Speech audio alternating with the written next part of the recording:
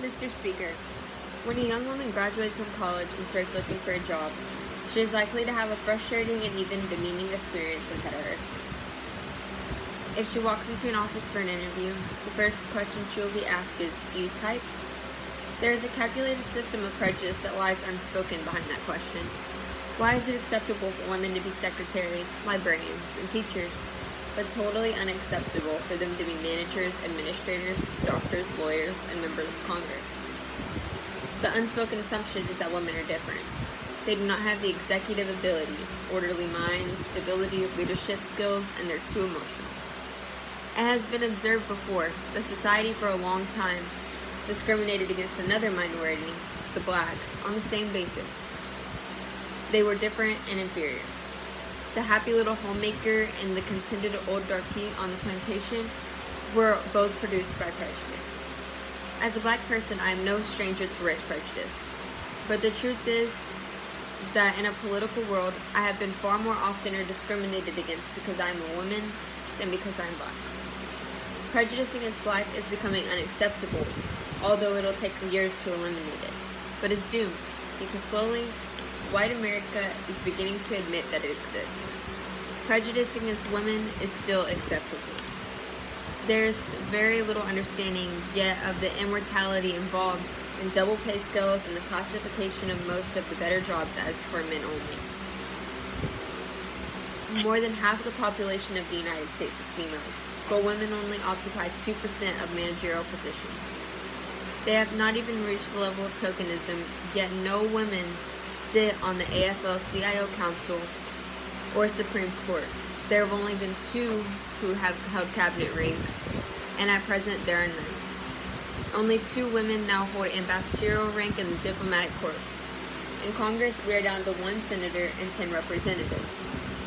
Considering that there are about 3.5 million more women in the United States than men, the situation is outrageous. It is true that part of the problem has been that women have not been aggressive in demanding their rights. This was also true of the black population for many years. They submitted to oppression and even cooperated with it. Women have done the same thing, but now there's an awareness in the situation, particularly among the younger segment of the population. As in the field of equal rights for blacks, Spanish Americans, the Indians, and the other groups, laws will not change such deep-seated problems overnight, but they can be used to provide protection for those who have been more abused, and to begin the process of voluntary change by compelling the insensitive majority to re-examine its unconscious attitudes.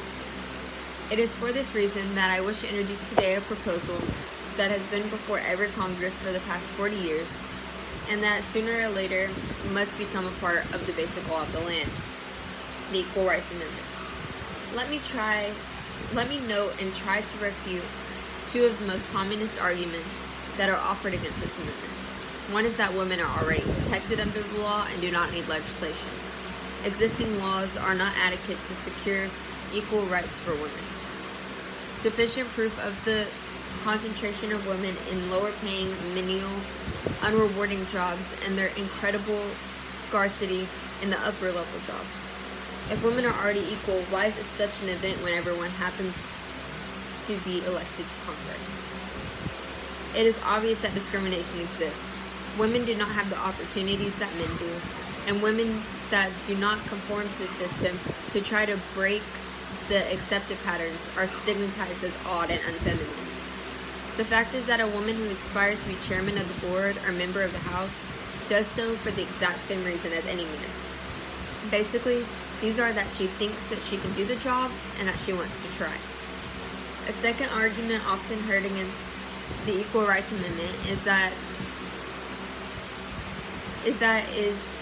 would eliminate legislation that many states and federal government have enacted, giving special protection to women, and that it would throw the marriage and divorce laws into chaos.